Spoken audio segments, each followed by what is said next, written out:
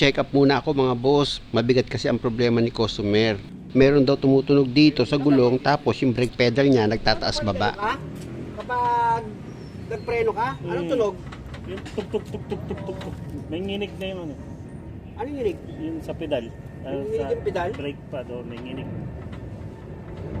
Tug gumagano na. Gumagano yung pedal? Oo, may nararamdaman na.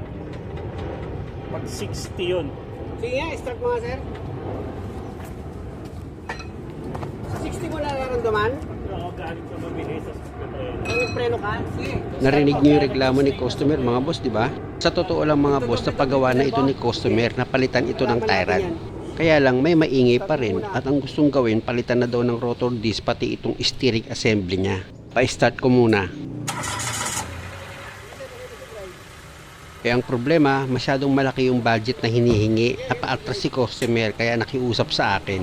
Ayan mga boss, narinig niyo yung ingay na lumabas? Pero pag lumapat daw yung gulong, medyo hihina daw yung ingay. Pero may maingay pa rin. Ang diagnose kasi dito mga boss, yung buong steering assembly niya papalitan daw. Tapos yung rotor disc papalitan. Okay naman yun, wala namang problema. Kung talagang sira.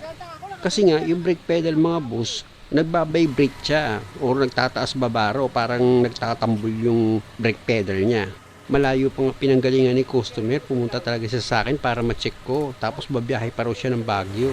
Ganito yung problema ng sakyan niya, naku, mahirap ibiyahe yan.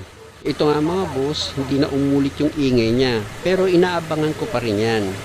Sige. O sige, dahan-dahan preno. Nagdahan mo yung pedal, gumanon? Ha? Gumanon?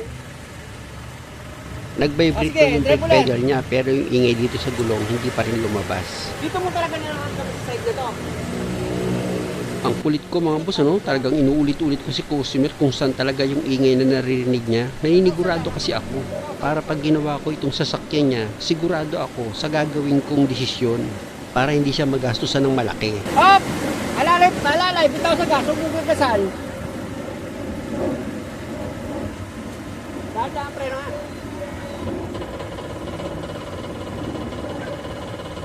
Yun, lumabas siya ulit. Okay na yan. O sige, okay na. Okay na. Pero bago ko baklasin itong gulong mga boss, hugain ko muna yan para sigurado ako sa nasa isip kong desisyon. Alam ko na kasi mga boss ang pinanggalingan ng ingay. Na-diagnose ko na, pero naninigurado pa rin ako kaya inuga ko itong gulong. Kaya abangan yung mga boss kung paano ko tatanggalin yung lumabas na ingay dito, pati yung brake pedal ni customer na umaalon-alon siya. Na pag dumating daw siya ng 60 km at inapakan niya itong brake pedal niya, nagdi-dribble na. Pa-subscribe naman mga boss kung okay lang. Salamat.